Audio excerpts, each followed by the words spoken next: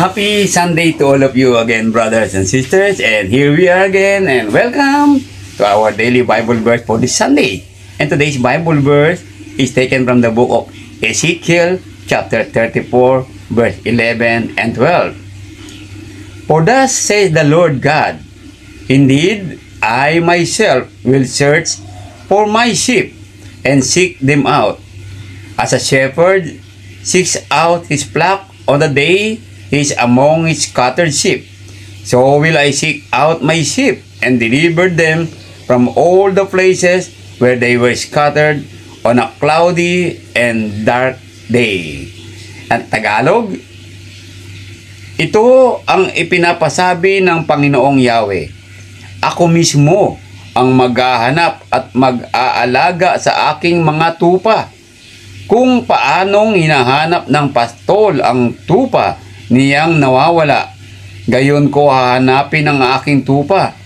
Kukunin ko sila saan man sila itinapon noong panahon ng kanilang kasamaan.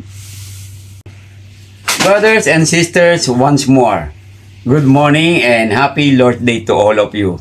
So let us gather together again this wonderful day that God has given us so that we may praise Him, sing with Him, and most especially glorify His mighty name. And today's Bible verse is reminding us that God is seeking for His sheep. And we are the sheep of God. God is seeking for all of us. And this wonderful Sunday, I believe that God is seeking for His children, on those who will going to worship Him in spirit and truth. Kaya po mga kapatid, mga kaibigan, hinahanap po tayo ng Diyos.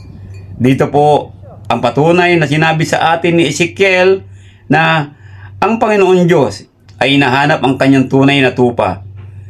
So kung tayo po ay tunay na tupa, tayo matatagpuan ng Panginoon Diyos. At dito po, tuwing araw ng linggo, hinahanap po niya ang kanyang mga anak. Kung sino-sino po ang sumasamba ng ayon sa Espiritu at katotohanan. Halina po kayo. Sambahin natin ang Panginoon Diyos upang masumpungan tayo ng Panginoon sa kanyang kawan. At dito, nananais ng Panginoon na tayong lahat po ay magsama-sama, nagmamahalan, nagpupuri sa kanyang dakilang pangalan at umaawit sa kanya. Kaya po, wag nating kaligtaan, wag nating kalimutan ang pagkakataon na ito na binigay sa atin ng Diyos upang tayo ay magsama-sama ng may buong puso ng pagmamahal sa bawat isa at higit sa lahat sa ating Diyos na nagbigay sa atin ng buhay. Kaya po, tandaan natin, hinahanap tayo ng Panginoon Diyos.